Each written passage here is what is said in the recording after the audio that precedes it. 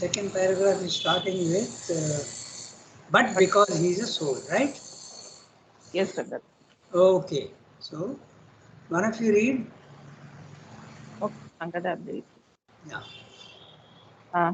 I hope, if not clear, tell me, Rangada. I don't know about my net. But because he is a soul and not merely a living body, man can never for long remain satisfied that this first view of his existence, the sole view justified by the external and objective facts of life, is the real truth or the whole knowledge. His subjective being is full of hints and inklings of realities beyond. It is open to the sense of infinity and immortality.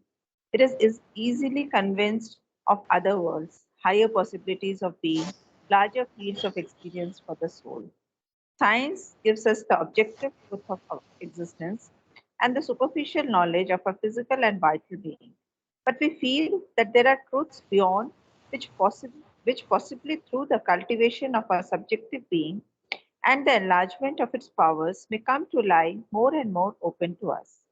When the knowledge of this world is ours, we are irresistibly impelled to seek for the knowledge of other states of existence beyond.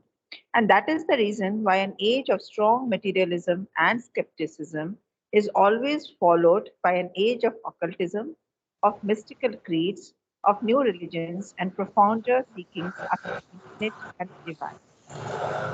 Superficial mentality and the laws of a bodily life is not enough. It brings us always to all that mysterious and hidden depths of subjective below and behind, of which our surface consciousness is only a fringe or an outer fringe. Come to see that what is present to our physical senses is only the material tenth of cosmic existence, and what is obvious in our superficial mentality is only the margin of immense continents which lie behind unexplored. To explore them must be the work of another knowledge than that of physical science or of a superficial psychology. Yeah. Okay. So, the chapter is, as you have seen, the lower triple Purusha. So he is going to describe the planes of consciousness we have read before, and now he is going to describe only the lower one, that is our body, our life, and our mind. So this is what he is saying, and the whole chapter is only about the body, mind, life. So what we are reading today, I'll read each sentence and we will see. So first is the matter is a subject of science, and you examine the physical world and get some knowledge of the physical world. But is man only a body, mind, life? He is also a soul. I hope all of you can hear me, na? So, Yes, Sangat. yeah, okay, because Archana ji's internet is always giving trouble. Okay, there is a little bit of variation always. Sometimes your voice is coming, sometimes it is not coming. You are in Desiree, na, Archana ji? Yes, Rangada. So there's some problem with the internet there, it looks like. Or it could be your equipment, I don't know. But anyway, sometimes we are hearing, sometimes suddenly it fades. Alright, so that's why I'm asking whether you can hear me, whether that is fading or Yes, not. yes, I can hear you clearly, Rangada. Okay, so there must be some problem with the Yeah, I'll one get. part of the equipment. So, is man only a body, mind, life? Srimbi is saying no, because he is also a soul and not merely a living body. Man can never for long remain satisfied that this first view of his existence, the sole view justified by the external and objective facts of life, is the real truth of the whole knowledge. Srimbi is saying that when you start thinking a little bit, you see that you are more than your body, mind, life. There's something else. After all, you have got thoughts and you have got feelings which don't express themselves in the physical world. So you must be more than the objective world. His subjective being is full of hints and inklings of realities beyond.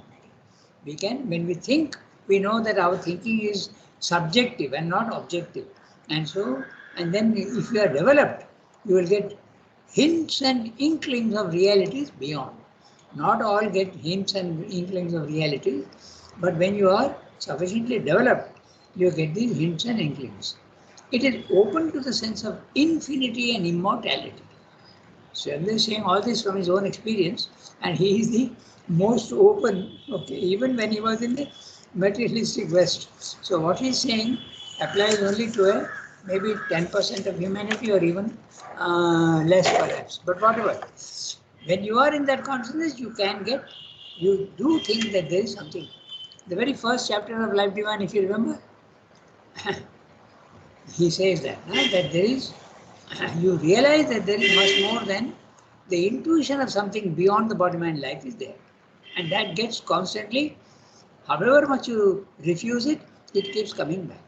So, and the sole view justified by the external and objective facts of life is the real truth of the whole or the whole knowledge.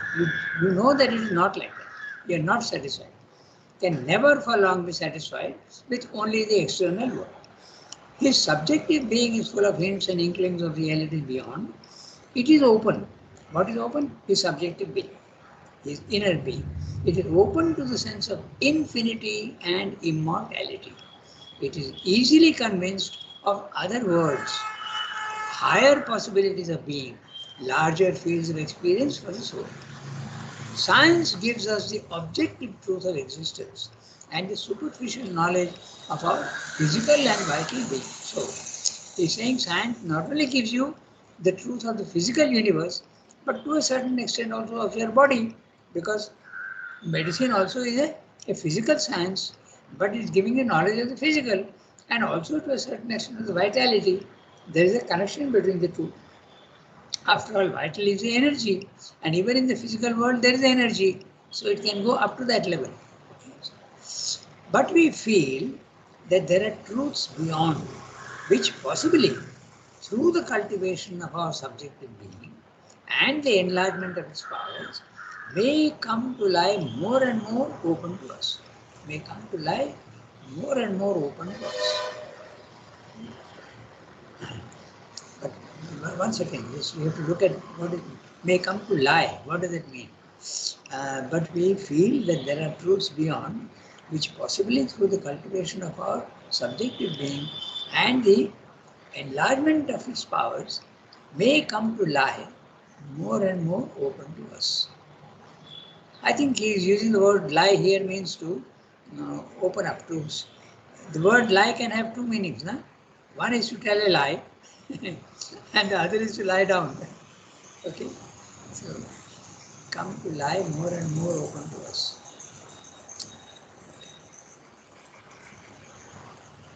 But we feel that there are truths beyond which possibly through the cultivation, they lie more and more open to us. They become open to us. That's what it means. So, establish. You can use the word establish in that sense. The more you realize that there is subjective being, more it becomes open to you. In that sense, he is using the word lie. Okay? When the knowledge of this world is ours, we are irresistibly impelled to seek for the knowledge of other states of existence beyond. And that's exactly what has happened in science also. When science has progressed enough, it sees that consciousness is a part of its studies. So it migrates from pure physical to the consciousness aspect. That's what Sri is saying in the center.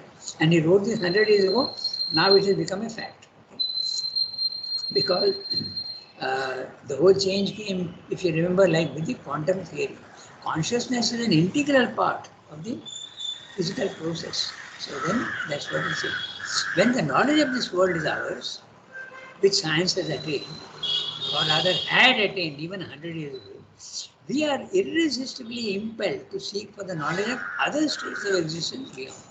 And that is the reason why an age of strong materialism and skepticism is always followed by an age of occultism. Even in the 17th century also this happened. Occultism opened up in Europe, not in India but in Europe, of mystical creeds, of new religions and profounder seekings after the infinite and the divine. The knowledge of our superficial mentality only the physical mind. Because there is a vital mind and there is also the pure mind. And there are mind levels above in the spiritual planes of consciousness. And the laws of our bodily life is not enough. it brings us always to all that mysterious and hidden depth of subjective existence below and behind, of which our surface consciousness is only a fringe or an outer core. See, Sremdo is very often he uses in his prose below and behind, okay, and above.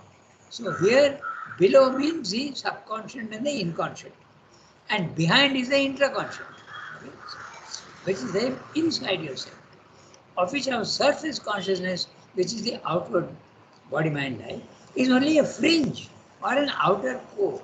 He is using the word outer coat like the image of a building, the outer coat, and only a fringe.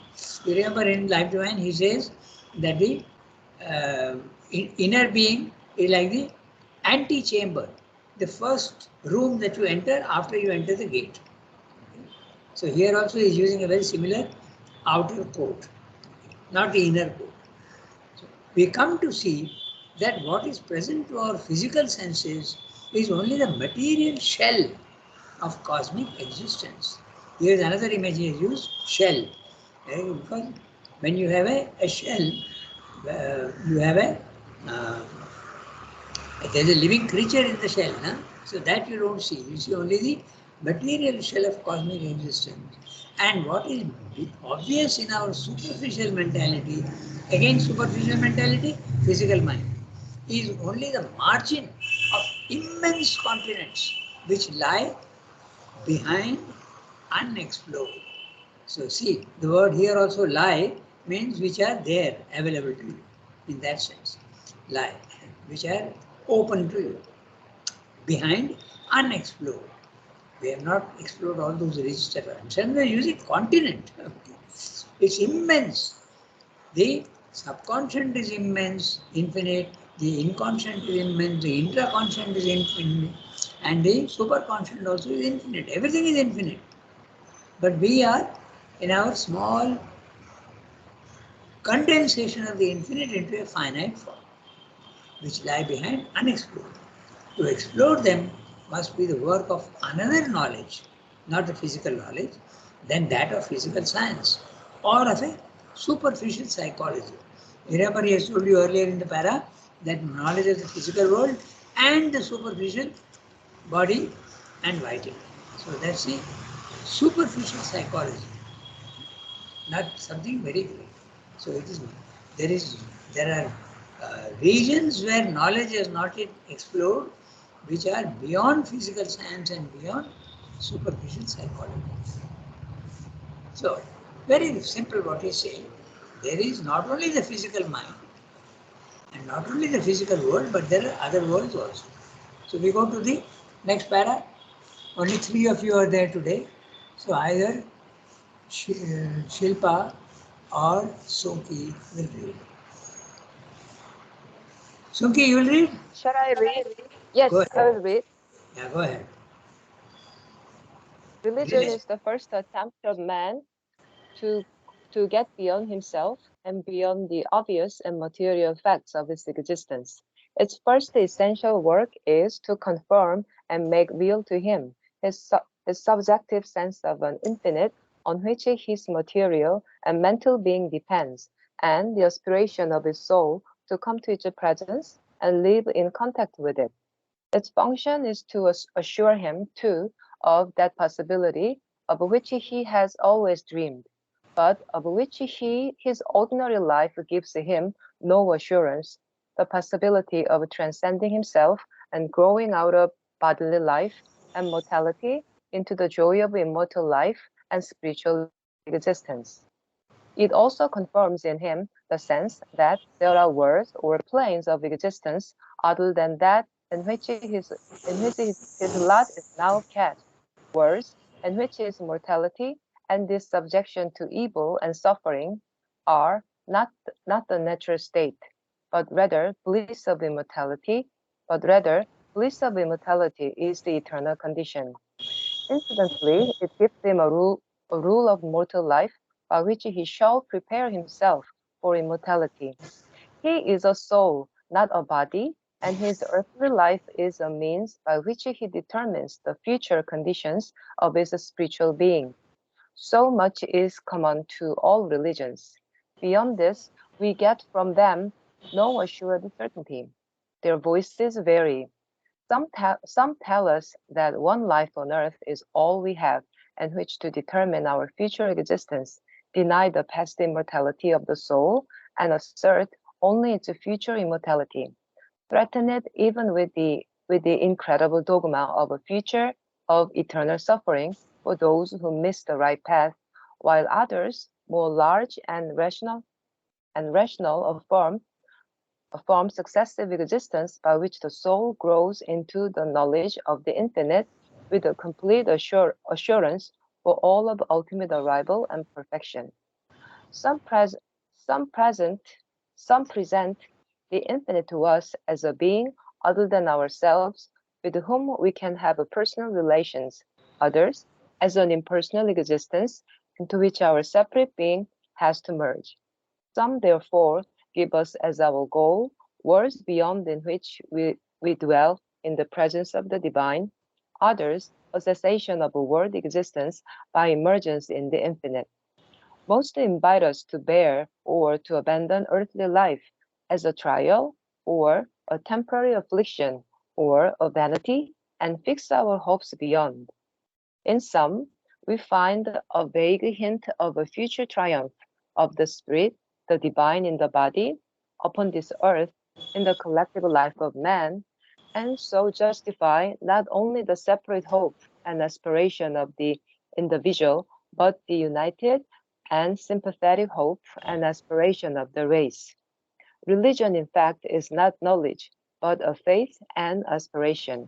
It is justified indeed both by an imprecise intuitive knowledge of large spiritual truth and by the subjective experience of souls that have risen beyond the ordinary life. But in itself, it only gives us the hope and faith by which we may be induced to aspire to the intimate possession of the hidden tracts and larger realities of the spirit. That we turn always the few distinct truths and the symbols or the particular discipline of a religion into hard and fast dogmas is a sign that as yet we are only infants in the spiritual knowledge and are yet far from the science of the infinite. Yeah. Okay. So, he has told you in the first paragraph we read today that you can go beyond the physical world. Man is a soul and he can give a soul. What is that which takes us beyond the physical? The first is the religion, he says. That is the first attempt of man. Okay. So, and he is describing all the religions and all the different ideas that are there in the first attempt to understand. All imperfect ideas, all religions are imperfect. So, and they also have their own peculiar statement of facts. So, he is discussing all those. So many different cases he has given. We'll have a look at each one of them. So, religion is the first attempt of man, not first attempt of man to get beyond himself and beyond the obvious and material facts of his existence. Even among the least developed, if you want to say like that, you can say that they have an idea that there are realities beyond the physical. Even in the aborigines of Australia, okay, they were very open to nature. Okay? And in the Red Indians, or even in the Negroes of Africa, there are all sorts of things which are, they have first their openness to the inner worlds, imperfectly, but still they are open. So that's what he's saying. Religion is the first. So religion in this sense is the entry into the subtler planes of consciousness. Wrongly or rightly or partly right. Religion is the first attempt of man to get beyond himself and beyond the obvious and material facts of his existence. Very clear. Its first essential work is to confirm and make real to him his subjective sense of an infinite on which his material and mental being depends, and the aspiration of his soul to come into its presence and live in contact with it. There is something, you can use the word divine, but it's very, very unclear in the beginning. Something is there with which we have to come into contact. So, It's an intuition, very unclear, but a hint. Certainly use the word hint and inklings. Its function, the function of what? It's a function of religion. Its function is to assure him too of that possibility of which he has always dreamed, but of which his ordinary life gives him no assurance. The possibility of transcending himself and growing out of bodily life and mortality into the joy of immortal life and spiritual existence. So, even that possibility is there of a spiritual life where you get released from your bodily prison. That's what he's saying. But of which the ordinary life gives him no assurance. The possibility of transcending himself, going out beyond his normal consciousness and growing out of bodily life. Do that. Growing out of bodily life. Bodily life, body and vital. And mortality also, because you are subject to. But when you go out of your body, you realize that you are immortal. Okay? So that out of mortality, it's the joy of immortal life and spiritual existence. That also you get an inkling. And yoga has been there in India for many years. Many other countries also have it. So he is not being very specific about it, but all the ancient civilizations, the Egyptian civilization, the Mayan civilization, okay, the Aztec civilization, so many were there, and they knew that you could go beyond your bodily life. Okay. Then it also confirms in him the sense that there are worlds or planes of existence other than that in which his lot is now cast. His fate, his destiny is now cast. The word lot again has got so many meanings. So lot here means his fate, his destiny, his condition. His lot is now cast. Worlds in which this mortality and this subjection to evil and suffering are not the natural state. When we are in our body-mind life, there is suffering, there is also a little bit of pleasure, but there is also pain. It's all subject to the dualities. But there is you can go to a place where there is no suffering and no death. That's what it is. But rather, bliss of immortality is an eternal condition. Incidentally, it gives him a rule of mortal life by which he shall prepare himself for immortality. So what does the sentence mean? Incidentally, it gives him a rule of mortal life. That is, the morality starts coming in first. Do this, do that, don't do this, don't do that. Okay? It gives him a rule of mortal life by which he should prepare himself for immortality. So, mostly religions are, the first entry is through morality, not spirituality. Religion, he has told you very clearly, is not spiritual. He'll tell you later on in the para. Okay? So, it gives him a rule of mortal life by which he shall prepare himself for immortality. He is a soul and not a body, and his earthly life is a means by which he determines the future conditions of his spiritual being. You have a body, but you can go beyond the body by leaning on it, like a springboard. If the springboard is not there, you can't jump higher.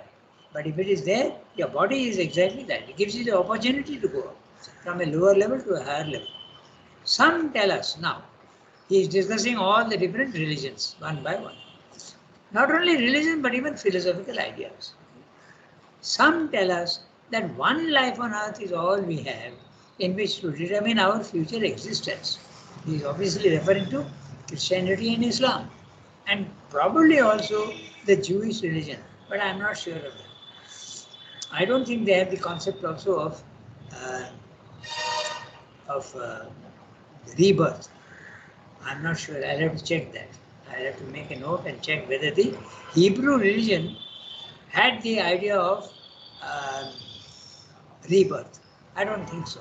So most of these, they call them the Abrahamic religions, particularly Islam and Christianity. They are Abrahamic religions, and all of them have got the idea that only one life on earth is possible. Some tell us that one life on earth is all we have, in which to determine our future existence, deny the past immortality of the soul. The soul is not immortal at all. It is created and goes back to where it came from. and assert only its future immortality. That's your. In Christianity also, the soul is created in time, but it can live forever. And in Christianity, it lives forever either in heaven or in hell. In Islam also, your soul can mount to the pleasures of heaven, where all the pleasures which you, and note interestingly that these pleasures are the ordinary pleasures of the physical world, not like in the Indian religions, pure spiritual pleasure, no, which you can call ananda, but they have the concept of human pleasures going up, okay, in Islam. They say that, and that famous thing is there, you will get 72 virgins in heaven when you go there if you do God's work in the world. That is the philosophy that creates all these terrorists. They are willing to die very happily because of that. It is so difficult to remove. Okay? That's why. Okay, their voices vary. Some tell us that one life on earth is all we have, in which to determine our future existence, deny the past immortality of the soul and assert only its future immortality. Then threaten it even with the incredible dogma of a future of eternal suffering for those who miss the right path. This is again the Christian religion, and he's saying incredible dogma. A dogma is the insistence of what they consider truth, but which is absolutely a false thing. It's a dogma of a future of eternal suffering. You have to, if you have done wrong, you go to hell and burn forever in hell. Okay. That's the future of eternal suffering for those who miss the right path.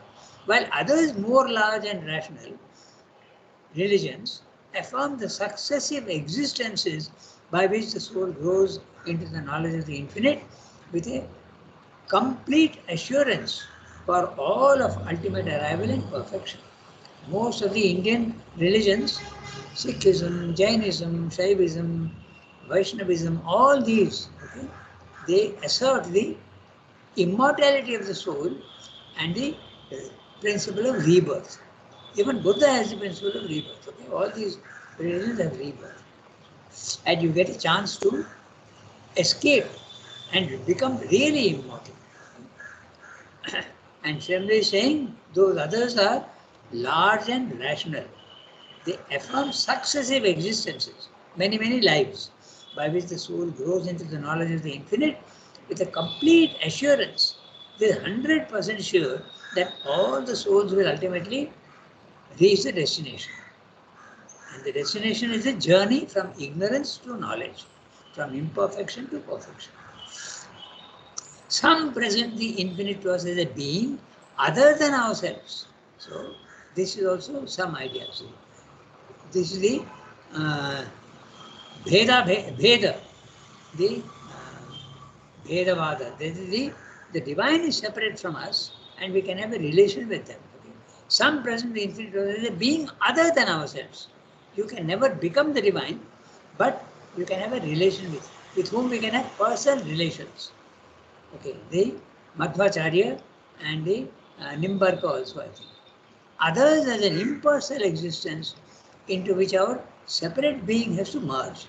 This is the Advaita philosophy.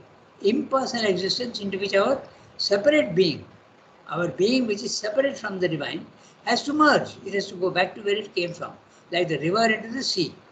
Some, therefore, give us as our goal worlds beyond in which we dwell in the presence of the divine. This is also, he often uses, he is using different words here, but you, like the Vaikuntha, the Vaishnava philosophy, that you can live in the heavens beyond with complete ananda. Okay? So that's it. Goes beyond in which we dwell in the presence of the divine. We can live there eternally. Others, a cessation from world existence by emergence into the infinite, the Mayavada philosophy and the Buddhistic philosophy. You can cessation of world existence by emergence, Immersion also is valid, but emergence and emergence, plunging back into where you came from, in the infinite. Most invite us to bear or to abandon earthly life as a trial or a temporary affliction or a vanity and fix our hopes beyond. So, which are these? Most of them, all the Indian religions have this idea of samatha. You must learn to bear all these things, or you abandon them. Not only bear, but also abandon them. Abandon earthly life as a trial, a temporary affliction. It is given to you for growth, or a vanity. That is the, again we come back to the idea of the Mayavada philosophy and the Buddhist philosophy. And fix our hopes beyond. You can't find the divine here, you will have to find him beyond. In some religions, okay, we find a vague hint of a future triumph of the spirit, the divine in the body upon this earth, in the collective life of man, and so justify not only the separate hope and aspiration of the individual, but the united and sympathetic hope and aspiration for the race. Okay, there is, even in the West, there is a tradition. Srimad describes that. There is a reference in the letters, le corps glorieux. Okay? So even the body can become divine. That's what Srimad is saying. There is some give a vague hint. There is no clear-cut philosophy as clear as Srimad goes, where he says that the evolution will go to a next stage and even the body can be perfected. So that idea is not there, but some sort of vague idea that you can have a future triumph of the spirit, the divine in the body. He is referring to, I told you just now, even in our Indian traditions, the idea is there of Trishanku. Na? He wanted to go to heaven with his body.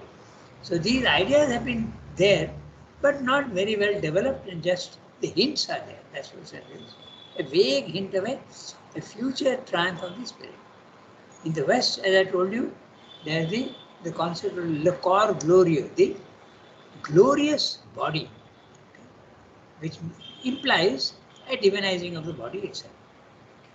And so justify separate hope and aspiration of the individual, but the united and sympathetic hope and aspiration of the race. So this is the idea that Srimad has developed fully and made it a reality also. The reality is there in seed form, but it has to become now manifested. That will take a little time. But the united and sympathetic hope of the aspiration of the race. Religion, in fact, is not knowledge. Very clear statement. Religion is not knowledge. It is convention, truths, by intuition and aspiration and faith. It's mostly faith. But a faith and aspiration, it is justified. Even if it is not knowledge, it is justified indeed, both by an imprecise intuitive knowledge. You have a vague idea that there is something called God. And we have got wrong ideas about that. We think of him usually as Sridhar says, anthropomorphic image. We think of God as an glorified human being. He is like a human being but glorified. He doesn't have any imperfections and he is immortal, omnipotent, omniscient and omnipresent. These are the ideas. But he is like man, anthropomorphic image of a large spiritual truth where the subjective experience of souls that have risen beyond the ordinary life. So when you go to the spiritual world, you get a better idea of what religion is giving you, yet it can be somewhat imperfect. But in itself, it only gives us the hope and faith by which we may be induced to aspire to the intimate possession of the hidden tracks and larger realities of the spirit. Many spiritual people have gone quite far up, but the idea of a divinization of matter has not been there clearly spelled out. Although the earlier past, these ideas were there in seed form. That's what it is. I gave you two examples. One is that of the corps glorieux, and the other is in our India, Trishanku. Okay, he wanted to go to heaven with his body. That we turn always the few distinct truths and symbols or the particular discipline of a religion into hard and fast dogmas. So the word fast here is, again you have to distinguish very clearly It's not fast means not quick, okay? But in the sense of fasten, to make secure. Fasten your belt, they say, okay? So that is, in that sense it is used. Hard and fast dogmas, fixed, absolutely firmly fixed dogmas. A dogma, very clear, is something that you insist on, there's no other possibility, that's the only one. Whether you are right or wrong, it's a dogma. It's a sign that as yet we are only infants in the spiritual knowledge and are yet far from the science of the infinite. So, Srinath is very clear. He gives three levels of spiritual knowledge. One is infant, and the other is the adolescent, and the final is the adult. So, adults are those yogis who have reached the spiritual planes of consciousness. So, and infants, whereas only beginning to understand spiritual knowledge and are yet far from the science of the infinite. Science of the physical we have done, science of the psychological to a certain extent in the beginning, but science of the infinite we have not yet begun to understand. So, 8:33. So we have got only 2 minutes, so we'll stop here today. Yet behind every great religion, some sort of hope is there. That's what we will tell you next time. So we'll read that next time. Yet behind every great religion.